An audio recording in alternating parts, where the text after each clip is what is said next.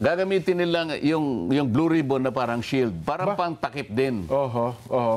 Di ba? Palagi ko sinasabi, kung tayo po'y para sa bansa, kung tayo po'y para sa kapakanan ng taong bayan, sapagkat ang ginawa nila ay pandarambong sa kaban ng bayan, ayaw nyo ba na makilala natin kung sino yung malalaking taong nagpasimula niyan? Bakit hindi natin gamitin ang blue ribbon sa iisang direksyon?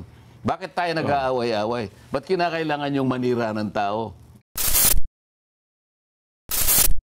Gagamitin nila yung blue ribbon na parang shield. Parang pang takip din. Oho, oho. Di ba? Medyo, ano yan, Sen, ha? O, hindi ba marami ng pronouncements yung mga opisyalis ng blue ribbon na si Gutesa fraudulent ang ano nito, di ba? Ganyan-ganyan. So, pagdating niya sa, wala na sigurong, akala nila, wala nang maniniwala. Pati kayo, dinidiscredit din. Pati ako ngayon, dinidiscredit. So, ano ngayon ang patutunguhan ng ano na yan? Papalihis na. Papalihis na. So, palagi ko sinasabi, kung tayo po'y para sa bansa, kung tayo po'y para sa kapakanan ng taong bayan, sapagkat ang ginawa nila ay pandarambong sa kaban ng bayan, ayaw nyo ba na makilala natin kung sino yung malalaking taong nagpasimula niyan? At siya yung talagang, kumbaga ay, sila yung nagpasasa sa pera ng bayan. Walang natira sa mga pobreng Pilipino. Nagagalit ang Pilipino. Ngayon, ang gusto nila, hindi matukoy yung mga yun. Kung ang layunin natin ay isa, makita natin kung sino talaga yung mga tao sa likod ng mga yan, bakit hindi natin gamitin ang blue ribbon sa iisang direksyon? Bakit tayo nag-aaway-away? Ba't kinakailangan yung manira ng tao? Tumistigo si Gutesa. Hindi sa kanya sariling kapakanan. Sabi nga natin dyan, nung nakaraan, totoo po. Gutesa has nothing to gain. Walang mapapakinabang. Gutesa has everything to lose. Yes. Di ba? Pati safety niya, pamilya Pero niya. ngayon, pati notaryo, akala mo, siyang may kasalanan. Big deal yung notaryo eh. Ang totoo niyan siya nga yung biktima rito eh. Nagpanotaryo lang ang tao eh. Siya ngayon pa yung sinisi. Kung iba-iba yan, Sen, mukhang hinahabol na ngayon yung nagnotaryo dyan. Hindi ba may sinasabi na ididimanda raw siya ng... Paano siya magkakaroon ng kasalanan na perjury? Humarap nga siya sa Blue Ribbon Committee. Ibang usapan pa yun eh. Sumumpa ako sa harap ninyo. Pinagtatanong ninyo ako. Pagkatapos, igigisa ninyo ako dito sa notaryo na kaya ko lang naman ginawa yun sapagkat yun ang sinabi ni Senator Marcoleta, pandagdag sa aking kumpiyansa sa kanya, ipanotaryo mo yan. Dahil hindi ko nga siya kilala eh. So, siya ngayon ang biktima, siya ngayon pa yung ginagawa na siya may pakanan yan. At ngayon, itong ginawa nila ngayon na pinilit daw namin ni Mike Defensor. Isip-isipin mong gagawin ng mga tao ito. At meron pang, isingit ko lang siya, dagdag ko, meron pang mga ilan ngayon, mga abogado nagsasalita, na pati daw yung senador, ayaw pang tukuyin yung pangalan niya na nasa likod ni Gutesa ay maaari ding papanagutin. Isip-isipin mo. Mga abogado ito siya na nagsasalita. Mga abogado? Mga abogado rin po eh. Nakakaawa naman yung mga abogado. Yun po ang sinasabi nila. Kasi nga, kung papapaniwalaan nilang tao na pinilit nga namin siya ni Mike Defensor. Yan, yung punto na yan. Hindi ba? Pati ho yung doon sa notaryo daw, kung bahagi daw yun ng parang pagmamali o pagpeke doon sa kanyang affidavit, may pananagutan din daw kayo doon, Sen. Paano ngayon? Kung mapatunayan na ang dami mo palang ninitaryo, tingnan mo pare-pareho yung pirma. Yun ang malangkot na katotohanan. Paano pananagutan ito? I-disown niya ngayon lahat yun. Paano yung nagpanotaryo sa kanya? Baka mami mag-rally sila doon sa ano na yun. Kung gaano ka. Kasi naka-book 8 na pala siya. Nasa book 8 na ito eh. Palagay mo na lang na 10,000 na tao na yung nagpanotaryo sa kanya. Nako. Kasi hindi ko alam kung gaano kakapal yung ano niya yung isang libro eh. Yan. Anyway, Sen, tatlo na tayo. Pagkatapos, meron pang shifting narratives. Yung ipinapalit-palit nila. Oho. Di ba? Nag-iiba-iba ng ano. Sabi nila, pwede natin gawing state witness ganito. Teka muna, ikaw ang pinakamalaki dyan eh.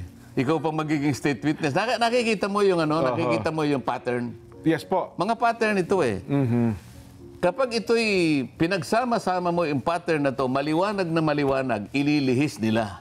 Ayun. Isisinsay nila yung katotohanan. Kaya pala dinidiscredit din ng mag-asawang Diskaya. Kasama yun eh. Ito yung panghuli, ito yung diversion and deflection. Aho. Di ba? Panglima. Oho. Oo. Diversion and deflection. Paano naman daw nila gagawin yan, Sen? Yung ano? Yung diversion and deflection na binabanggit ninyo. Oh. Ibiblame nga nila yung kamukha ng, hindi, ang may kasalanan yung nakarang administrasyon eh. Ah! So yun ang diversion. Hindi ba pinipilit nilang palitawin dun sa mga naunang tumistigo? But teka muna, bakit ito lang yan? Paano yung between 2012 to ganito, 2016, between 2010 to 2016, nasaan yung mga yun? Yun ang diversion. Kaya pala... So ibig sabihin ngayon, teka muna, kasama ba sila sa 2025 na pati yung budget nilikot ninyo? Kasama ba sila ron? Kasama ba sila doon sa mga tumira ng program? Kasama ba sila doon sa allocable? Kasama ba sila sa leadership? Pinag-uusapan natin one administration ago. So, pag sama-samahin mo itong pattern na to, iisang direksyon eh. Ililigaw natin. Para sa ganun, nakaiwas tayo. Para ngayon makalimutan natin, sila yung matukoy. Mga ilang ano lang naman yan. Alam mo ang Pilipino, malilimutin yan. Pag may bagong issue, yan. Yun ang kanilang pag-asa. Kaya mga kababayang nakikinig, wag po kayong bibitaw. Wag nyo pong kalilimutan na ang inyo pong pera, ang pera ng kabanang bayan, ay inaswang po ng mga tao ito. Nako. Wag po kayo makakalimot. Ayan. Pero ako naman, Sen, naniniwala na higit na nakararaming Pilipino, ang gusto talaga malaman ang katotohanan sa likod ng ito. Paano nga natin gagawin yun kung pinipilit nilang pagtakpan lahat? Bagamat meron nga yun, sabi nyo nga, kung naliwanagan tayo, may mga ilang tao talaga na nag-ooperate, baka ma-divert nilang isipan ng higit na nakararaming Pilipino, Sen. Ito malinaw na malinaw ito dyan, ha? Isip-isipin mo, nagtatago sa CD Media Minds. Sa anino ng isang Luis Orbon. Nakuha na ito eh.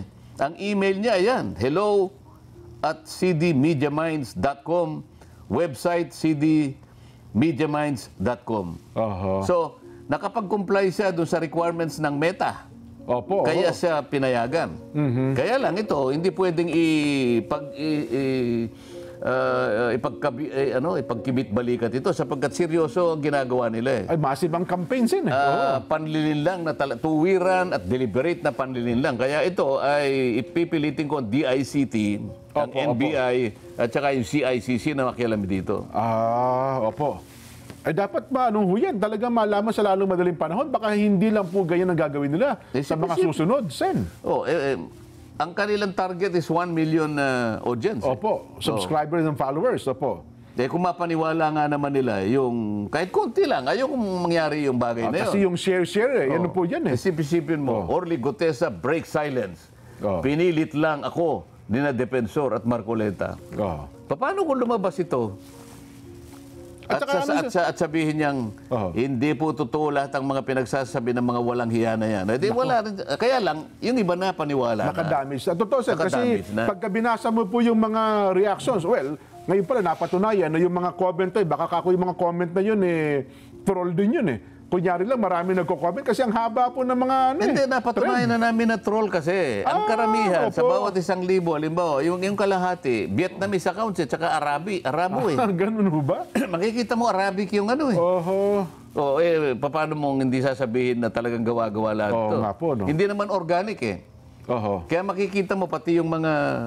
kunwari, nagko-comment, naka-block yung yung mga kanilang identity, hindi makilala. Ang masakit dito, Jen, may mga taong ganito na kumita lamang, magkaroon lang ng pansariling pakinabang, kahit na mali, kahit na mailigaw, kahit na malin lang ang mga kababayan natin, gagawin nila eh. Sana kabaligtaran ang mangyari. Maisip ng mga taong katulad nito na isa lang ang buhay ng tao dyan eh, di ba? Totoo po naman. Tumulong ka na lang sa bansa mo eh. Kaya lang talagang meron pa rin. Ito pandarambong sa kabang bayan.